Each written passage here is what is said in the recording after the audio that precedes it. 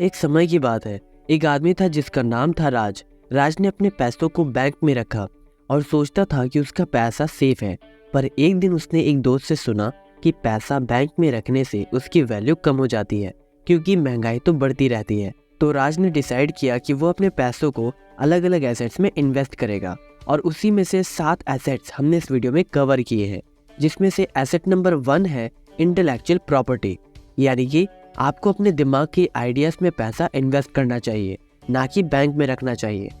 Intellectual property का मतलब होता है आपके दिमाग में छुपी हुई कुछ भी यूनिक और क्रिएटिव आइडियाज, जैसे कि बुक्स लिखना, म्यूजिक कंपोज करना, इन्वेंशंस बनाना या किसी भी तरह का क्रिएटिव काम।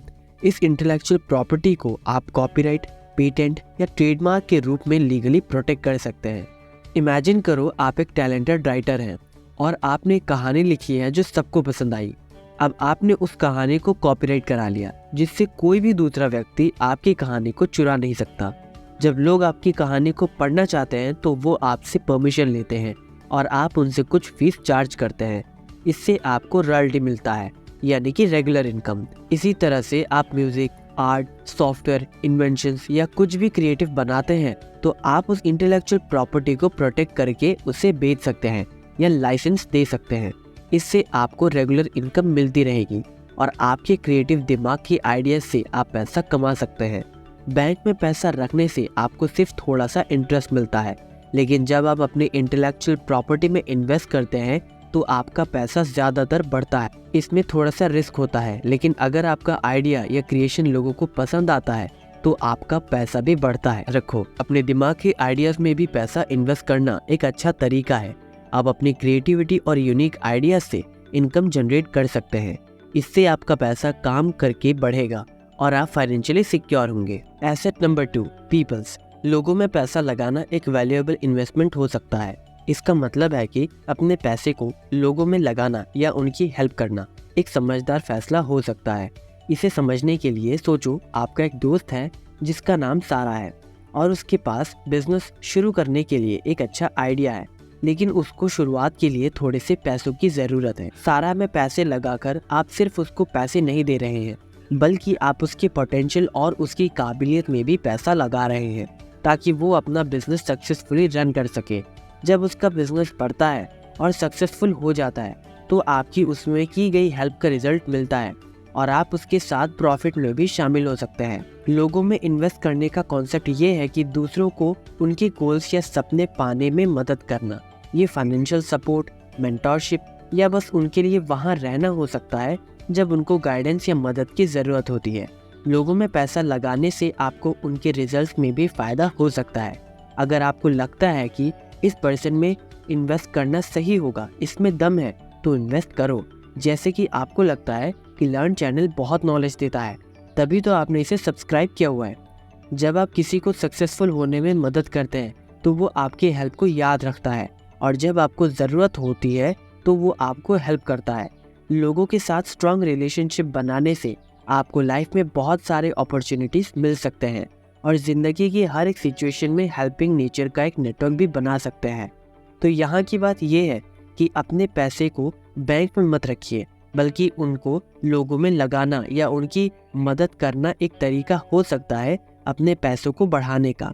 ये एक ऐसा तरीका है जिससे आपका पैसा बढ़ता है और दूसरों के लाइफ पर एक अच्छा इम्प्रेशन डालता है। Asset number 3, skills. इसका मतलब है कि अपनी ज़िंदगी में स्किल्स को डेवलप करना बहुत इंपॉर्टेंट है। आजकल स्किल्स डिग्री से भी ज़्यादा इम्पॉर्टेंट हो चुके हैं।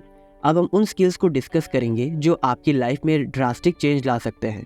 चलो कुछ इंपॉर्टेंट स्किल्स के एग्जाम्पल्स देखते हैं। Number 1, communication skills. ये स्किल आपको दूसरों के साथ अच्छी तरह से बात करने में मदद करती है। आप लोगों के साथ कनेक्ट कर सकते हैं, आइडियाज़ क्लियर कर सकते हैं और बेहतर टीम वर्क कर सकते हैं। Number 2, digital skills. आज के डिजिटल दुनिया में डिजिटल स्किल्स जैसे कि कंप्यूटर प्रोग्रामिंग, डाटा एनालिसिस और डिजिटल मार्केटिंग काफ़ी इंपॉर्टेंट हैं। ये स्किल्स आपको बेटर जॉब अपॉर्चुनिटीज़ और ऑनलाइन बिजनेसेस शुरू करने में हेल्प करेंगे। Number 3, problem solving skills. हर किसी के लाइफ में प्रॉब्लम्स आती हैं। प्रॉब्लम सॉल्विंग स्किल्स से आप प्रॉब्लम्स को सॉल्व करने में बेहतर हो सकते हैं। इससे आपका कॉन्फिडेंस भी बढ़ेगा। Number 4, creativity. क्रिएटिविटी का मतलब है नए आइडियाज़ जनरेट करना। ये स्किल आपको इनोवेटर बनने में हेल्प करती है। चाहे आप किसी भी फील्ड में हो। नंबर 5 है फाइनेंशियल लिटरेसी। पैसों को समझना और उनका सही इस्तेमाल करना बहुत ज़रूरी है। फाइनेंशियल लिटरेसी से आप अपने पैसों को मैनेज कर सकते हैं और सिक्योर फ्यूचर बना सकते हैं। Number 6 time management. समय का सही इस्तेमाल करना भी एक स्किल है। आप इससे अपने दिन को बेहतर तरीके से प्लान कर सकते हैं और प्रोडक्टिविटी बढ़ा सकते हैं। Number 7 leadership skills. Leadership skills से आप दूसरों को गाइड और मोटिवेट कर सकते हैं। ये आपके करियर में ग्रोथ और लीडरशिप रोल्स के लिए इम्पॉर्टेंट है। Number 8 emotional intelligence. खुद की और दूसरों की फीलिंग्स को समझना इमोशनल इंटेलिजेंस कहते हैं। ये इंटरपर्सनल रिलेशनशिप्स में हेल्पफुल होती है ताकि आप अपने स्पाउस और फैमिली को अच्छे से समझ सकें। Number 9 language skills. अगर आप दूसरी लैंग्वेजेस जानते हैं तो आपको ग्लोबल जॉब अपॉर्चुनिटीज और कल्चरल अंडरस्टैंडिंग में हेल्प मिलती है। यानी नए लोग, नया देश, काम वही बट पैसे ज़्यादा। Number 10 adaptability. चेंजिंग टाइम्स में अडॉप्ट हो जाना भी एक स्किल है। आपको नए सिचुएशंस और चैलेंजेस के साथ एडजस्ट करने की कैपेसिटी होनी चाहिए और स्किल्स को डेवलप करने के लिए आप बुक्स पढ़ सकते हो, जो एक बहुत अच्छा ऑप्शन है। वीडियोस के डिस्क्रिप्शन में मेरा पर्सनल बुक का लिस्ट अवेलेबल है, जिसमें सिर्फ इम्पॉर्टेंट बुक्स आपको मिल जाएंगे, जिसे आप ऑर्डर करके पढ़ सकते हो। सो देर मत करिए और जल्दी से बाय करिए। और ये स्किल्स अगर आप में हैं तो आप चाहे दुनिया के किसी भी कोने में हो, आप सक्सेसफुल बन जाएंगे। आपको wolf of the wall street का ये सीन तो याद ही होगा, जिसमें अपना हीरो सिर्फ अच्छी बातें करके, ना कि झूठ बोल के, बल्कि अच्छी बातें करके पेनी स्टॉक्स यानी बेकार से बेकार स्टॉक्स को भी महंगे से महंगे प्राइस में सेल करके अपने पैसे कमाते हैं। इन स्किल्स को डेवलप करके आप अपने करियर में आगे बढ़ सकते हैं और आपकी ओवरऑल पर्सनैलिटी भी इम्प्रूव होगी। याद रखो, स्किल्स लाइफ टाइम तक आपके साथ रहेंगे, तो इनमें इन्वेस्ट करना आपके लिए एक वाइज डिसीजन हो सकता है। और शॉकिंग बात तो ये है कि ये 10 ऐसे स्किल्स है जिसे एआई भी रिप्लेस नहीं कर सकता है। क्यों, हैरान हो गए? इसी बात पे एक लाइक तो बनता है। जल्दी से वीडियो को एक लाइक करो और साथ में ये भी कमेंट करो कि ऐसी कौन सी स्किल है जिसे एआई कभी रिप्लेस नहीं कर सकता है। Number 4 precious metals. Precious metals का मतलब होता है कि आप अपने पैसों को गोल्ड या सिल्वर या अलग अलग वैल्यूएबल प्रीशियस मेटल्स में इन्वेस्ट कर सकते हैं। ये एक अच्छा एसेट हो सकता है। इमेजिन करो सिल्वर और गोल्ड के कॉइन्स को, उनके मेटल्स को। ये मेटल्स सदियों से अमीर लोगों के लिए बहुत ज़्यादा इंपॉर्टेंट रहे हैं। ये कुछ ऐसे रीजंस हैं कि क्यों आपको इन चीज़ों में इन्वेस्ट करना चाहिए। नंबर 1 वैल्यू बढ़ाना। सोना और चांदी की कीमत समय के साथ साथ बढ़ती रहती है। जब आप सोना या चांदी खरीदते हैं तो उनका प्राइस समय के साथ साथ बढ़ता रहता है। इससे आपको फ्यूचर में प्रॉफिट मिल सकता है। Number 2 safety. गोल्ड और सिल्वर एक तरह की सिक्योरिटी देता है। अगर किसी दिन आपको पैसों की ज़रूरत हो तो आप इन्हें बेचकर पैसा निकाल सकते हैं। इससे आपको इमरजेंसी सिचुएशंस में हेल्प मिलती है। Number 3 diversification. ये आपके इन्वेस्टमेंट्स को डाइवर्सिफाई करने में हेल्प करते हैं। डाइवर्सिफिकेशन का मतलब होता है कि आप अपने पैसे को अलग अलग चीज़ों में लगाते हैं ताकि रिस्क कम हो जाए। सोना और चांदी पोर्टफोलियो को बैलेंस करते हैं। Number 4 safety against inflation. सोना और चांदी महंगाई से बचने में मदद करते हैं और साथ में बाकी इन्वेस्टमेंट्स भी आपकी अर्निंग बढ़ाते हैं। इससे आपको इन्फ्लेशन से बचने में हेल्प मिलती है। नंबर 5 ज्वेलरी और ऑर्नामेंट्स। सोना और चांदी से आप सुंदर ज्वेलरी और ऑर्नामेंट्स बना सकते हैं। ये चीज़ें ना सिर्फ इन्वेस्टमेंट्स होती हैं, बल्कि आप उन्हें पहनने में भी इंजॉय कर सकते हैं। अब इसका मतलब ये भी नहीं है कि आप अपने सभी पैसों को सोना या चांदी में कन्वर्ट कर दें, लेकिन थोड़ा सा हिस्सा एक तरह का सेविंग अकाउंट सोना और चांदी में रखना अक्लमंदी हो सकता है। ये आपको सेफ्टी और वैल्यूएबल एसेट प्रोवाइड करते हैं। लेकिन ध्यान रहे, गोल्ड और सिल्वर के रेट मार्केट में बढ़ते रहते हैं, तो आपको उनके खरीदने और बेचने के समय अच्छी रिसर्च करनी चाहिए और एक फाइनेंशियल एडवाइजर से भी सलाह ले लेनी चाहिए ताकि आप अपने फाइनेंशियल गोल्स के लिए सही इन्वेस्टमेंट्स कर सकें। Asset number 5 investment. इन्वेस्टमेंट का मतलब होता है अपने पैसे को ऐसे चीज़ों में लगाना जो आपको फ्यूचर में फ़ायदा पहुंचा सके। ये फ़ायदा फाइनेंशियल ग्रोथ हो सकता है या इनकम जनरेशन। चलिए मैं आपको इन्वेस्टमेंट के बारे में सिंपल लैंग्वेज में समझाता हूँ। इन्वेस्टमेंट कई तरीकों से किया जा सकता है और कुछ कॉमन टाइप्स हैं। Number 1 stocks. स्टॉक्स या शेयर्स की खरीदारी कंपनी के ओनरशिप का एक हिस्सा होता है। जब आप स्टॉक्स खरीदते हैं तो आप कंपनी के हिस्सेदार बन जाते हैं। स्टॉक्स के प्राइस मार्केट के हिसाब से बदलते रहते हैं, इसीलिए ये एक रिस्की इन्वेस्टमेंट होता है, लेकिन लॉन्ग टर्म में अच्छा रिटर्न भी देता है। Number 2 bonds. बॉन्ड्स एक तरह का लोन होता है जिसे आप किसी कंपनी या गवर्नमेंट को देते हैं। इन एक्सचेंज वो आपको फिक्स्ड इंटरेस्ट रेट के साथ पैसा वापस करते हैं। बॉन्ड्स जनरली लेस रिस्की होते हैं कंपेयर टू स्टॉक, लेकिन लॉन्ग टर्म में इसका रिटर्न भी कम होता है। Number 3, real estate. Real estate में प्रॉपर्टी जैसे कि घर या कमर्शियल बिल्डिंग्स खरीदना एक इन्वेस्टमेंट होता है। आप प्रॉपर्टी को रेंट पर दे सकते हैं और रेंटल इनकम अर्न कर सकते हैं। प्रॉपर्टी का प्राइस भी समय के साथ बढ़ सकता है। Number 4, mutual funds. Mutual fund से कलेक्शन होता है स्टॉक्स, बॉन्ड्स या और एसेट्स का। आप म्यूचुअल फंड में इन्वेस्ट करके अपना पैसा प्रोफेशनली मैनेज पोर्टफोलियो में डाल सकते हैं। म्यूचुअल फंड्स आमतौर पर लेस रिस्की होते हैं क्योंकि इन्वेस्टमेंट्स डाइवर्सिफाई होती रहती हैं। But the question is why should I invest? Investment का मेन फायदा ये है कि आपको अपने पैसे को ग्रो कराने का मौका मिलता है। आपके पैसे का वैल्यू समय के साथ बढ़ता है, इसको कंपाउंडिंग कहते हैं, जैसे कि आपके पैसे पे पैसे मिलता है। चलिए इसे एक एग्जांपल से समझते हैं। इमेजिन करिए आपने 10,000 रुपये एक साल के लिए इन्वेस्ट कर दिए और आपको हर साल 10% का रिटर्न मिला। अब आपके पास एक साल में 11,000 रुपये होंगे। अगर आप फिर उसी पैसे को यानी कि 11,000 को अगले साल इन्वेस्ट करते हैं और फिर से 10% रिटर्न मिलता है तो आपके पास अब होंगे 12,100 रुपये। इस तरह से आपके पैसे धीरे धीरे बढ़ते जाते हैं और इसे ही कंपाउंडिंग इफेक्ट कहते हैं और अल्बर्ट आइंस्टाइन इसे दुनिया का 8वां अजूबा भी कहते हैं। Risk and return. Her investments के साथ रिस्क होता है। स्टॉक ज्यादा रिटर्न दे सकते हैं लेकिन रिस्क भी ज्यादा होता है। बॉन्ड्स लेस रिस्की होते हैं लेकिन रिटर्न थोड़ा कम होता है। आपको इन्वेस्टमेंट चूज करते वक्त अपने रिस्क टॉलरेंस को कंसीडर करना जरूरी है, मतलब कि आप कितना रिस्क ले सकते हैं। नेक्स्ट है टाइम होराइजन। आपका इन्वेस्टमेंट का टाइम होराइजन भी इम्पॉर्टेंट है। अगर आप लॉन्ग टर्म के लिए इन्वेस्ट कर रहे हैं तो आप स्टॉक्स और रियल एस्टेट जैसे इन्वेस्टमेंट्स कंसीडर कर सकते हैं, लेकिन अगर आप शॉर्ट टर्म के लिए इन्वेस्ट कर रहे हैं तो बॉन्ड्स और सेविंग्स अकाउंट्स भी एक सेफ ऑप्शन हो सकते हैं। नेक्स्ट है डाइवर्सिफिकेशन। डाइवर्सिफिकेशन का मतलब होता है अपने पैसे को अलग अलग टाइप्स की इन्वेस्टमेंट्स में बांटना। इससे रिस्क कम होता है क्योंकि अगर एक इन्वेस्टमेंट में नुकसान होता है तो दूसरी इन्वेस्टमेंट्स में वही नुकसान कवर हो सकती है। म्यूचुअल फंड्स एक अच्छा तरीका है डाइवर्सिफिकेशन का। इन कंक्लूजन, इन्वेस्टमेंट एक इम्पॉर्टेंट तरीका है अपने पैसों को ग्रो कराने का, लेकिन ध्यान रहे हर इन्वेस्टमेंट्स के साथ रिस्क होता है और आपको अपने फाइनेंशियल गोल्स और रिस्क टॉलरेंस के हिसाब से इन्वेस्टमेंट्स चूज करनी चाहिए। रेगुलरली इन्वेस्ट करना और अपने इन्वेस्टमेंट्स को मॉनिटर करना भी जरूरी है। इससे आप अपने फाइनेंशियल फ्यूचर को सिक्योर और ब्राइट बना सकते हैं। Asset number 6, private equity. Private equity का मतलब होता है कि लोग अपने पैसे को ऐसे कंपनीज में लगाते हैं जो खुले शेयर मार्केट में ट्रेड नहीं होती है।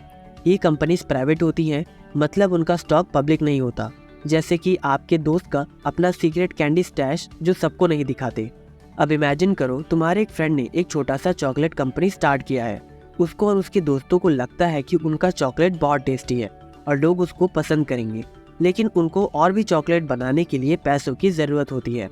इसी समय पर तुम और कुछ दोस्त मिलकर डिसाइड करते हो कि तुम अपना पैसा उसकी कंपनी में इन्वेस्ट करना चाहते हो। तो तुम उसके पास जाकर बोलते हो, मैं अपना पैसा तुम्हारे कंपनी में डालूंगा यानी इन्वेस्ट करूंगा, लेकिन उसके बदले में मुझे थोड़ा सा हिस्सा यानी कि कंपनी की ओनरशिप चाहिए, यानी कि ओनरशिप मेरा होगा। अब जब तुम अपना पैसा उसकी कंपनी में लगाते हो तो वो पैसा प्राइवेट इक्विटी बन जाता है। तुम उस कंपनी का हिस्सा बन जाते हो, जैसे कि एक छोटा सा मालिक। तुम्हारे दोस्त और तुम मिलकर उस कंपनी को चलाते हो और ट्राई करते हो कि वो और चॉकलेट्स बेचे। अगर कंपनी अच्छी तरह से चलती है और ज़्यादा पैसा कमाती है तो तुम्हारा इन्वेस्टमेंट भी बढ़ सकता है। प्राइवेट इक्विटी का दूसरा तरीका है वेंचर कैपिटल। ये तब होता है जब किसी नए स्टार्टअप को पैसे चाहिए अपनी शुरुआती टाइम में। वेंचर कैपिटलिस्ट वो लोग होते हैं जो नए आइडियाज़ और कंपनीज को सपोर्ट करते हैं।